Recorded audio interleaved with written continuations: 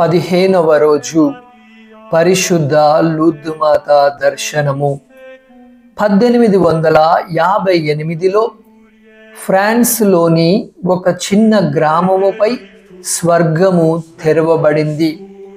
మరియ తల్లి 18 సార్లు పునీత బెర్నడిక్ట్ సోబెరుస్కి కనిపించింది. ప్రార్థన, ప్రాయశ్చిత్తం మరియు ప్రదక్షిణను చేయమని కోరింది. ఆమె పేరును జన్మ పాప రహితోద్భవి అని ప్రకటించింది.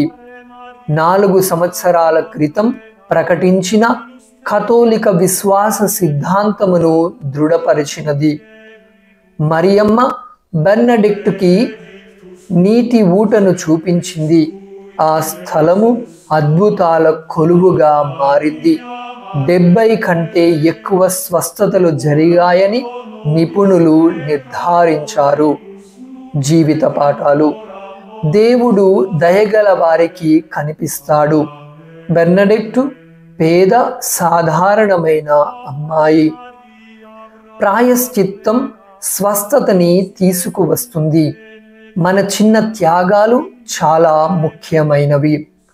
మరియమ్మ ఎల్లప్పుడూ దివ్య సంస్కారాల వైపు మరియు ప్రార్థన వైపుకు మనలను తీసుకువెళుతుంది.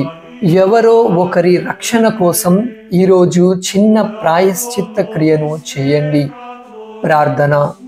పరిశుద్ధ లూర్దుమాత, మా హృదయాలను మరియు శరీరాలకు స్వస్థతను చేకూర్చుము. దేవవర ప్రసాదము చేత నిండిన మరియమ్మ వందనము.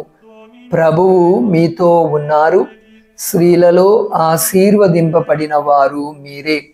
మీ గర్భఫలమగు జేసు ఆశీర్వదింపబడిన వారు అగునే. పరిశుద్ధ మరియమ్మ, సర్వేశ్వరుని యొక్క మాత, పాపాత్ములమై ఉండడు మా కొరకు ఇప్పుడును మా మరణ సమయమందును ప్రార్థించండి. ఆమేన్.